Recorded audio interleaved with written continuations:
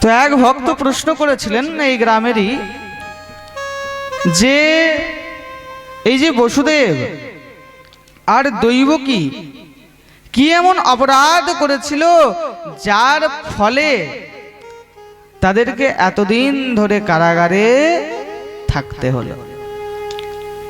তো মহারাজ, একবার এই যে দৈবকী আর বসুদেব, এরা পূর্বজন্মে ছিল কশ্যপ আর অদিতি। কে ছিল? কশ্যপ আর অদিতি।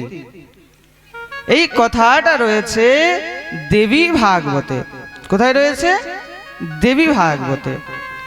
তো দেবী ভাগবতের মধ্যে বর্ণন রয়েছে যে একবার পরীক্ষিতজির পুত্র, যার নাম হলো জন্মেজয় আর বেদব্যাস, এই জন্মেজয় নিজের মনের সংশয় দূর করার জন্য সুখদেবজির পিতা বেদব্যাসের কাছে গেলেন। হে প্রভু, পরব্রহ্ম ভগবান তার পিতা বসুদেব এবং দৈবকীকে কারাগারে কেন রাখলো? এই বসুদেব আর দৈবকী কি এমন পাপ করেছিল যার ফলে তাদেরকে দিব্য কারাগারে থাকতে হলো? মায়েরা সামনে বসে একটু চিৎকার করবেন না তো। মহারাজ, তো কি দরকার পড়লো ভগবানকে সেই কারাগারে রাখার জন্য? দিব্য বেদব্যাসজি মহারাজ খুব সুন্দর ভাবে উত্তর দিয়েছেন। শোনো, অনেক দিন আগে এই যে বসুদেব আর দৈবকী পূর্বজন্মে কশ্যপ আর অদিতি ছিলেন। একবার কশ্যপ এক মহাযজ্ঞের আয়োজন করেছিলেন, এক মহাযজ্ঞের আয়োজন করেছিলেন। আর সেই যজ্ঞে মহারাজ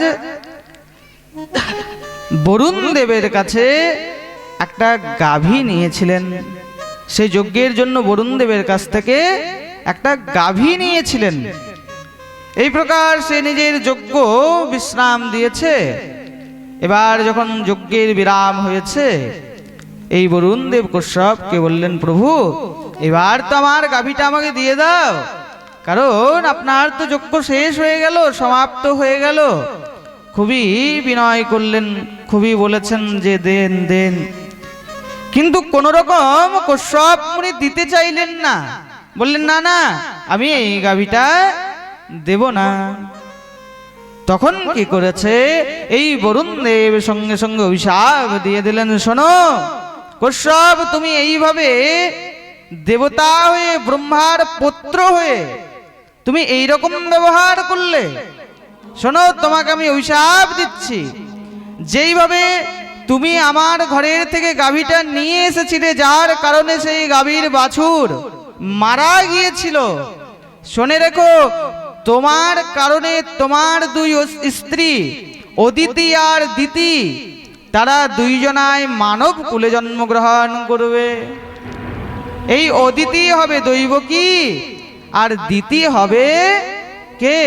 দৈবকী আর কে আছে? দৈবকী আর রোহিণী।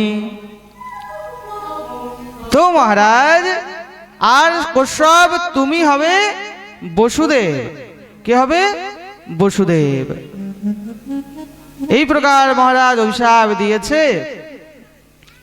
এবার সে গিয়ে ব্রহ্মদেবকে বললেন, হে ব্রহ্মদেব, কশ্যপ মুনির খুবই অভিমান হয়েছে, লোভ হয়েছে, আমার ঘরের গাভীটাকে এখনো পর্যন্ত দিল না, তার ফলস্বরূপ আমি তাকে অভিশাপ দিয়ে দিয়েছি।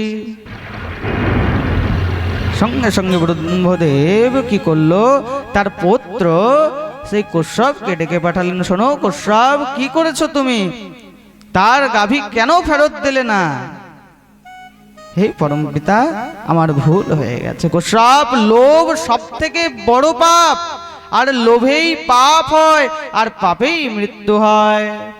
শোনো, তোমাকে আমি অভিশাপ দিচ্ছি, যেই প্রকার তুমি লোভ করলে, এই লোভের কারণে তোমাকে কারাগারে জন্মগ্রহণ করতে হবে। এই প্রকার দেবী ভাগবতের মধ্যে এই কথার খুব সুন্দর বিশ্লেষণ করা আছে। এইভাবে পদ্মপুরাণ আরো অন্যান্য পুরাণে আলাদা আলাদা রূপে বর্ণন করা হয়েছে।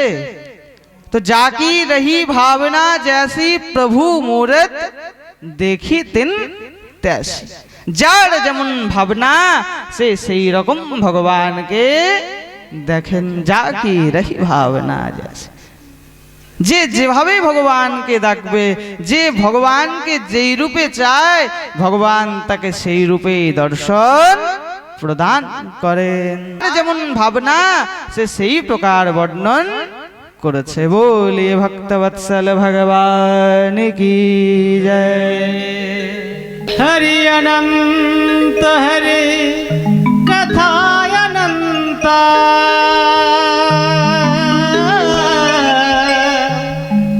कहि सुनहि बहु विधि सब संता।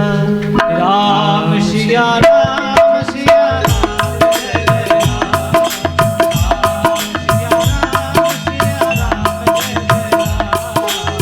राम सिया राम सिया राम जय जय राम। राम सिया राम सिया राम जय जय राम। हरि